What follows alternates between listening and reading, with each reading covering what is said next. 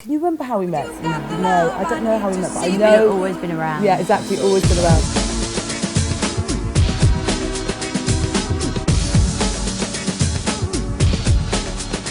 Through work, definitely through work, yeah, it was through work. And then we'd meet out. Exactly. And then it became more than just work. Yeah. Whenever we're at parties, you enter a room, you've got such a kind of magnetism. You do, when you enter a room and the kind of that portal of that magic, and we've had so many kind of fun, amazing moments together, and for me it was always like the person that could understand that kind of ethereal magic and kind of channeling that sort of bewitching, kind of hypnotising feeling that I wanted the scent to have. I understand that kind of going that magical emotional portal, don't you? And that song and Charlotte definitely.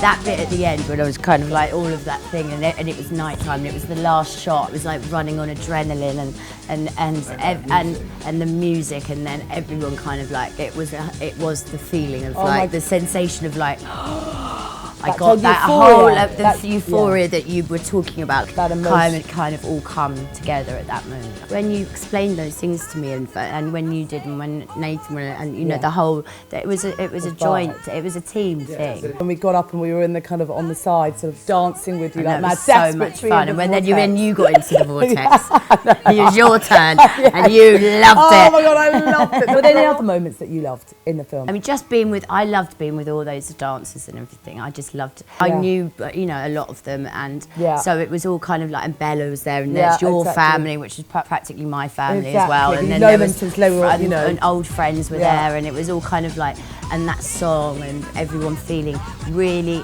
up for it.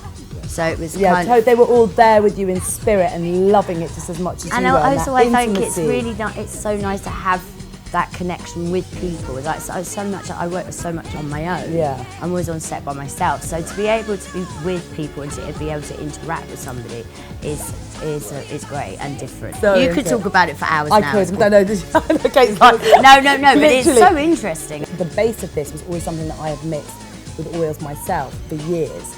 So it's kind of, the base was always there. And I've always just had one scent.